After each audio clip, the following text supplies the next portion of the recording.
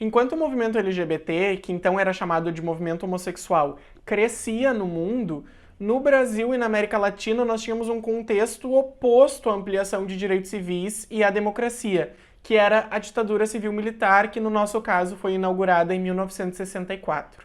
Mas como será que os militares na ditadura trataram essa questão que hoje nós chamamos de LGBT? Conseguiu esse movimento resistir aos mandos e desmandos do governo militar? Fica ligado, porque hoje nós vamos falar sobre LGBTs na ditadura brasileira. Não me leve a mão, quem descobriu o Brasil não foi Cabral.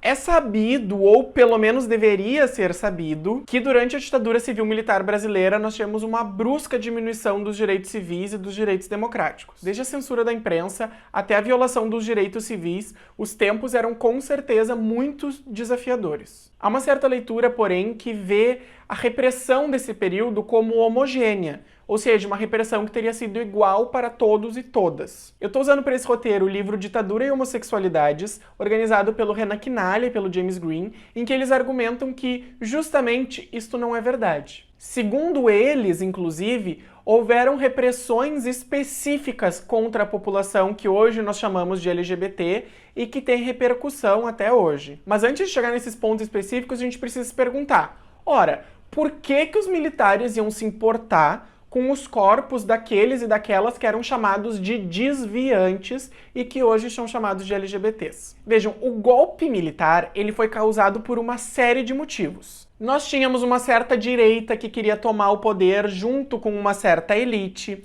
nós tínhamos o contexto da Guerra Fria e nós temos a criação daquele perigo interno de que o comunismo estava dentro do país. Ainda assim, como insistem o James Green e o Renan Quinalha no livro, a gente precisa atentar também para o aspecto moral do golpe militar e do governo que foi criado a partir dele. O exército, nesse momento, estava se colocando enquanto aquela instituição que era capaz de frear ou então capaz de impedir o que era chamado de depravação moral brasileira. Seria necessário, nesse contexto, um governo firme, feito pelo exército, para retomar os bons costumes ou a tradição brasileira, que evidentemente é uma tradição branca, cis, heterossexual e por aí vai. Então se queria que o exército, a partir desse governo autoritário, colocasse certas partes da sociedade no seu devido lugar. E é justamente nesse sentido que a ditadura civil-militar vai agir contra os sujeitos que nós hoje chamamos de LGBTs, a partir de uma série de formas de enfrentamento. A primeira delas é um enfrentamento pedagógico, no sentido de dizer que os jovens na rua, a juventude, as crianças, não podem aprender a ser gay, lésbica, travesti, transexual vendo os outros sendo assim na rua. Qualquer semelhança com a realidade não é mera coincidência. Então, esses sujeitos que eram considerados desviantes deviam, em certa medida, ser tirados das ruas, ou então que a sua atitude fosse retirada das ruas, de modo a proteger a moral brasileira. Da mesma forma, nós vamos ter livros, peças teatrais e músicas que retratem ou falem desse assunto sendo censuradas em nome da moral brasileira que tem que ser protegida. Um exemplo disso é a censura sistemática que foi feita às publicações da autora Cassandra Rios, que é uma autora que tematizava a questão lésbica. Mas a vida dela é assunto para um outro vídeo que vai existir neste canal se tiver Brasil até o final do ano. Outro exemplo disso é a perseguição, a agressão e às vezes até a prisão que ocorria para pessoas travestis e transexuais, sobretudo aquelas que não se encaixavam na passabilidade, que não tinham isso que a gente chama de passabilidade. Quer dizer, aquelas travestis e transexuais, ou aqueles transexuais, que tinham um corpo que não se enquadrava na regra. Esses corpos eram retirados pelos militares da arena pública de modo a impedir que os outros aprendessem a viver daquela forma, reforçando, evidentemente, uma norma super cis heteronormativa na sociedade.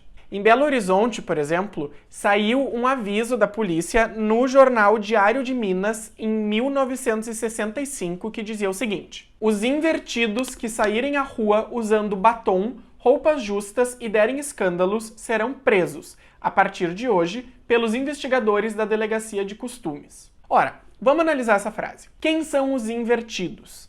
Invertidos era como se chamavam os homossexuais, tá? E por homossexuais se entende muito mais do que hoje nós entendemos por homossexual, tá? Quando eles usavam invertidos naquela época, eles estavam se referindo a gays, lésbicas, bis, travestis, transexuais, enfim. Toda a sigla que nós hoje chamamos de LGBT. Então, qualquer um desses sujeitos que usasse batom, roupa justa ou desse escândalo podia ser preso. Porque tu não podia fazer isso na rua.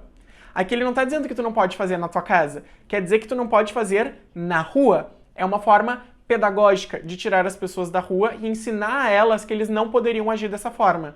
E a delegacia responsável por isso é justamente uma delegacia criada chamada Delegacia de Costumes, para proteger a moral e os bons costumes brasileiros. Ainda em Belo Horizonte, se tentou fazer em 1968 o concurso Miss Travesti, que a polícia disse que não poderia acontecer. As travestis tentaram se juntar para fazer esse movimento acontecer, ou fazer protestos para esse concurso acontecer, e o secretário de Segurança Pública de Minas Gerais declarou o seguinte: se a boneca fizer passeata, apanha.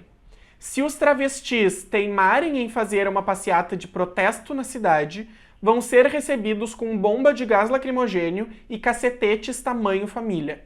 Vejam que aqui nós temos duas coisas importantes. Primeiro, que se fala repetidamente dos travestis no masculino, não se fala das travestis, que era uma forma de agredir esses sujeitos. E também se combate o que eles estão chamando, né, de perversão moral com cacetetes tamanho família.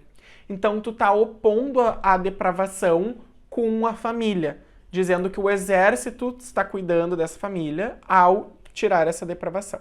Vejam que a retórica é muito interessante nesse caso. E como é discutido também no livro que eu trouxe de referência, o ato institucional número 5, que a gente chama popularmente de AI-5, também teve reflexos na população LGBT. Esse ato, que escancarava a ditadura, permitindo, por exemplo, que ela fechasse o Congresso, também deu condições de possibilidade para que surgisse uma maior repressão contra os corpos considerados dissidentes. Isso se refletiu, por exemplo, no fechamento de bares e pontos de encontro de gays, lésbicas, travestis e transexuais, assim como a sua perseguição sistemática nas ruas por rondas policiais que buscavam esses corpos. Mas olha só, dá pra pensar também, a ditadura teve sucesso em impedir o florescimento do movimento LGBT? Não. Talvez ela tenha conseguido enfraquecer, talvez ela tenha conseguido retardar, mas ela não conseguiu impedir o seu florescimento. Nós temos, por exemplo, nessa época, a criação de jornais dedicados para o público LGBT, jornais de grande circulação, como o Lampião da Esquina, que era um jornal homossexual, no caso homossexual masculino, e o Xana com Xana, que era um jornal lésbico. Por sinal, os dois jornais são disponíveis online, tá? Vou deixar o link aqui na descrição para vocês acessarem. Nós também já temos um vídeo aqui no canal sobre a emergência do movimento de travestis transexuais em Porto Alegre, que nós entrevistamos a mestra Augusta da Silveira. Então a gente pode ver que, apesar da repressão policial, nós tivemos um movimento LGBT que começa a florescer no país, não só por esses jornais, mas também pela criação do grupo Somos, que é o primeiro grupo gay do Brasil, que tinha também uma frente lésbica. Nós tivemos congressos, inclusive congressos acadêmicos, que pautaram essa questão. Aqui em Porto Alegre, mais especificamente, nós temos também o surgimento da Coliguei, que era uma ala da torcida do Grêmio gay, né, e que não permitia que as bichas que gostavam de futebol fossem agredidas. E também sempre houve formas de burlar a repressão, assim como os heterossexuais faziam, os LGBTs também. E aí nós temos figuras muito importantes que conseguiam burlar a repressão da ditadura, como o Ney Matogrosso. Maravilhoso! Cabe finalizar esse vídeo com um último aspecto muito importante. Nós só temos acesso a esse conhecimento hoje por conta do trabalho de historiadores e historiadoras muito sérias que trabalham sobre esse assunto, mas também pela criação da Comissão Nacional da Verdade, que foi uma comissão criada no governo Dilma para apurar os crimes cometidos pela ditadura civil-militar. Essa comissão nos permitiu, por exemplo, ver os aspectos diferenciais que a ditadura militar tinha no tratamento de pessoas negras, de pessoas LGBTs e aí por diante. Trata-se de um trabalho sério que precisa ser lembrado e que nos ajuda a construir uma memória pública sobre esse período que não passe pelas ignorâncias que o presidente diz. Bom, pessoal, foi esse o vídeo. Eu espero que vocês tenham gostado. Não esqueçam de dar o like para ajudar na divulgação e comentar aqui embaixo o que vocês acharam. Se existem coisas da presença LGBT na ditadura que eu não falei e vocês querem enfatizar, por favor, comentem aqui embaixo. Vai ser ótimo ver as recomendações de vocês. Se você não é inscrito no canal, também não esquece de se inscrever aqui embaixo para acompanhar os nossos próximos vídeos. Espero que vocês tenham gostado e tchau, tchau!